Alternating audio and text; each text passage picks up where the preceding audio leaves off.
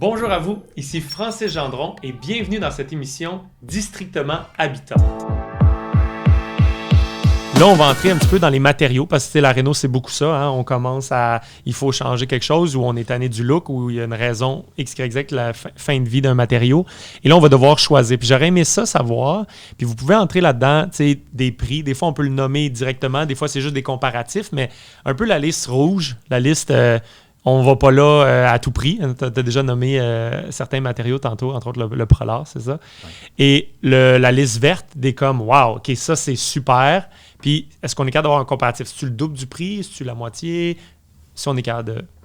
Puis le prix, c'est un piège, ça aussi. Je donne le fameux exemple, une étude d'éco-habitation 2018. Plancher flottant.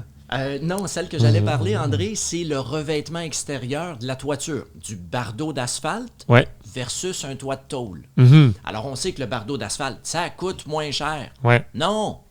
Le bardeau d'asphalte coûte plus cher si on regarde selon le coût annuel. Je m'explique. Si le bardeau d'asphalte dure 15 ans, alors que la tôle, elle dure facilement 60 ans. Ouais. Puis allez sur le site d'éco-habitation, voir, et là, ce qu'on réalise, c'est que le coût annualisé, mon bardeau d'asphalte que je ramène sur 15 ans versus ma tôle sur 60 ans, bien là, on réalise que, je vais polluer beaucoup moins avec une tôle, je vais payer beaucoup moins cher avec de la tôle. Je ne me rappelle pas les chiffres précis. C'est 3 fois le prix, mais ça dure 4 fois plus longtemps. Oui. Mais ce qui est vraiment intéressant, il y a un entrepreneur, parce qu'on a un dossier là-dessus dans la prochaine Présentement, revue. OK. Tu dis, je ne vais pas mettre de la tôle, puis je ne vais pas garder ma maison plus de 20 ans. Bien, s'il faut que tu changes ton toit, après 12 ans, le prix peut avoir augmenté de 70 %. Donc, tu payes presque 3 fois le prix. 100 plus 170 %, ça fait 270 %. Tu es presque rendu déjà au prix du métal. Puis quand tu revends ton toit d'asphalte, il vaut 0, mais ton toit de métal, lui, il a de la valeur pour les acheteurs. C'est très payant, le toit de métal. OK. Puis, et surtout que oui, le bardeau d'asphalte est recyclable au Québec, mais non, le bardeau d'asphalte est rarement recyclé au Québec, selon les régions, selon les facilités des écocentres, alors que la tôle, on va se faire payer de la tôle là, pour aller la rechercher, parce qu'il y a une vraie valeur. Pour qu'elle soit. Donc, le cycle de vie du produit, puis ce que j'appelle le coût annualisé, même chose, un revêtement de plancher souple, du plancher flottant, plancher stratifié, versus un plancher d'ingénierie qui va pouvoir être sablé, comme tu parlais, Gabriel. On ne parle pas du même cycle de vie. Coût d'installation, c'est à peu près la même chose. Fait que, mettons, au pied carré, plancher flottant, plancher d'ingénierie, j'ai pas 2 $ au pied carré de différence. Oui, c'est ça, ça va être 3, 4, 5, 6. Longtemps. Et facteur de revente. Ça vaut plus cher une maison avec un beau plancher d'ingénierie. L'ingénierie, c'est quand même de la colle, puis ça va pas être recyclable. J'aime mieux le bon vieux bois franc québécois, verni ou huilé. Si c'est verni, tu marches sur du plastique, c'est pas pareil. Mais l'huile, c'est pas tout le monde qui est prêt à faire l'entretien, tout ça. Mais ça va durer 100 ans, un bon produit, un bon plancher de bois franc. On s'entend, mais est-ce que tu le mettrais dans un sous-sol, le bois franc, par contre, André? Je l'ai fait chez nous. On m'a dit qu'on ne devrait pas, mais j'ai des membres. Ça dépend. Est-ce que tu as un sol d'argile qui retient l'humidité? Jamais. Mais j'ai pas de résinondation. Je suis plus haut que mon lac. Je suis à la campagne.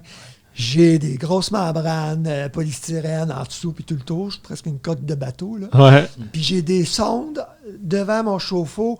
J'ai un drain, puis j'ai une sonde au plancher. Je suis un dégât d'eau ou derrière la laveuse, ça coupe l'entrée d'eau. Fait que je suis moins à risque. Mais on m'a dit que dans le fond, la préférence, c'est bois franc, comme tu l'as mentionné, pour la durabilité, la valeur de revente, tous ces aspects-là, puis ça le vaut.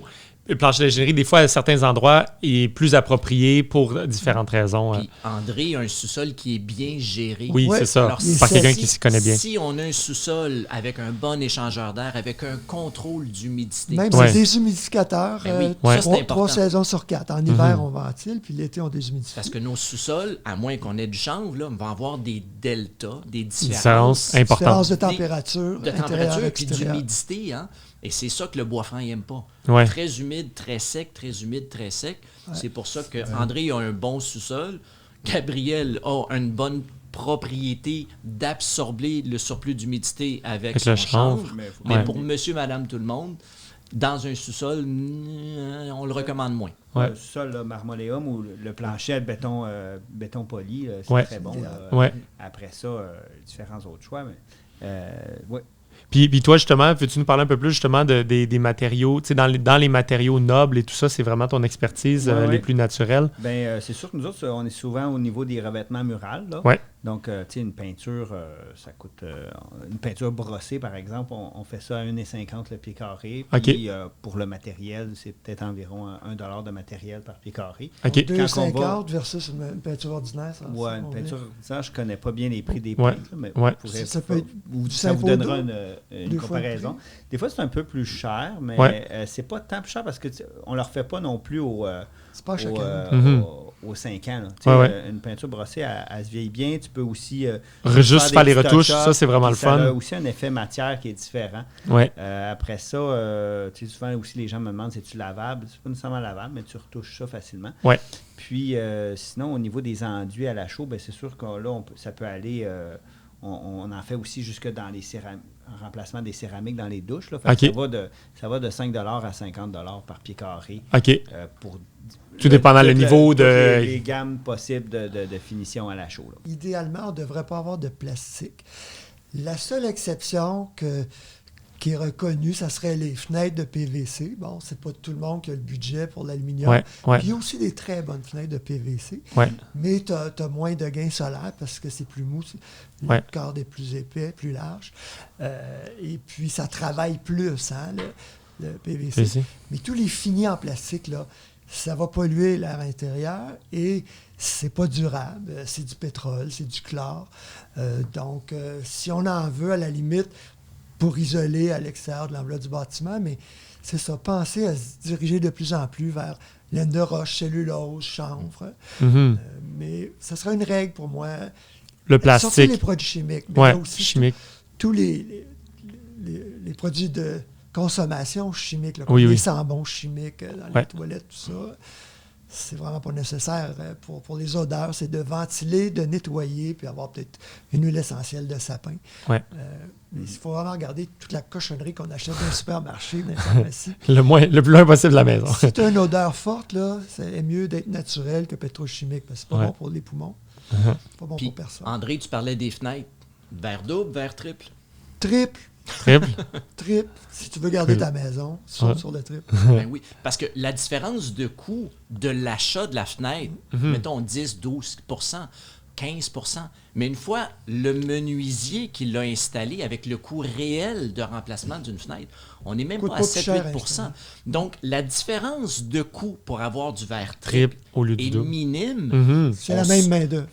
C'est la même main-d'œuvre, puis c'est la main-d'œuvre qui coûte cher. On s'entend, c'est ça. malheureusement, là, mais c'est ça. Oui. Mais on sauve en perte et en gain l'été de chaleur, donc la climatisation, le chauffage, mais on gagne en confort. Donc, il y a toujours quelqu'un dans le couple qui met le thermostat à 22, 23, parce qu'on a une espèce de petite convection, le petit courant d'air, parce qu'on a un verre double, alors qu'un verre triple, ça nous permet de le garder plus raisonnable à 21 ou même 20, 19, là, qu'on devrait peut-être. J'ai un quadruple dans mon salon, on a changé la grande fenêtre.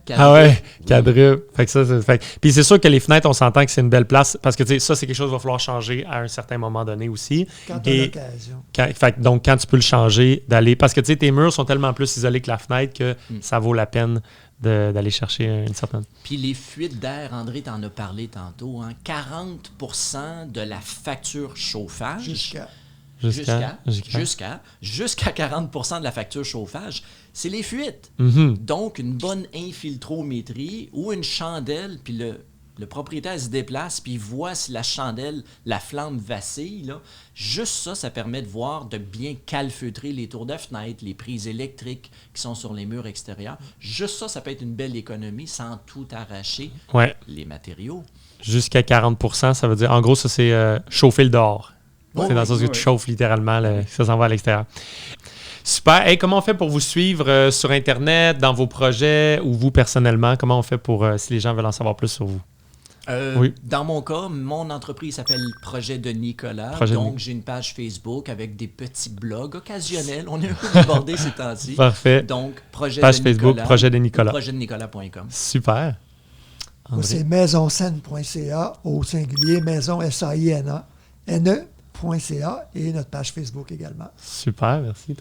Moi, j'ai deux entreprises, là, une qui fournit des matériaux puis une qui est entrepreneur. Donc, c'est maisonenchanvre.com et puis gabrielconstructionchanvre.com. Alors, merci beaucoup à tout le monde. Merci à vous. Merci. Et à très bientôt.